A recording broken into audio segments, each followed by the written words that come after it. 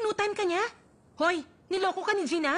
Nakakahiya, kaya kung pwede huwag kang maingay. Sabi na nga ba, sinabihan na kitang hindi siya mabuti para sa'yo. Pero hindi naman talaga niya kayang gawin yun sa akin. Kaya, bakit nagawa niya?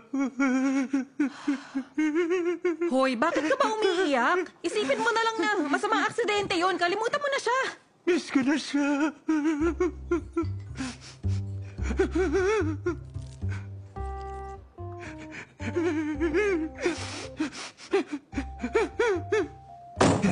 Walang yaka talaga, Gina. Matai ka sana sa pantalon. Malaglag sana yung pouch niya at mawasak yung glitter eyeshadow niya. Grabe. Hoy, bakit mo kinukuha ang phone mo, ha? Hindi. Nakukunin mo, tatawagan niya si Gina. Pasasalamatan mo rin ako bukas.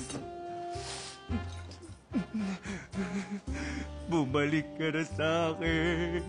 Ang lugar kung saan ka talaga nararapat. Dito sa tabi ko, dito lang sa piling ko.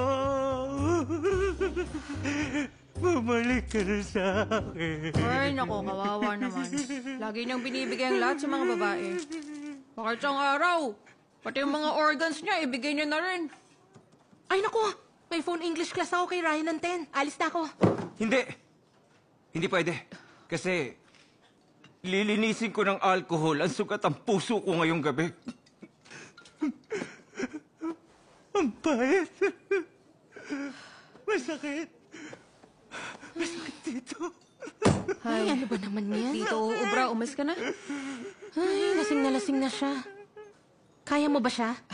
Hindi itong first time. Umalis ka na. Bakit ko ba yun? Sinabi kanina. Maling-mali eh. Oy! Bakit ka naglasing kung di mo kaya maglakad? Nasaan ang konsensya mong buwisit ka? Kailan ko siya wala ako. Pati na rin girl. Oy, teka, sandali. Tayo. Maglakad ka, subukan mo. Subukan mo lang. Sige na, parang awa mo na. Please lang.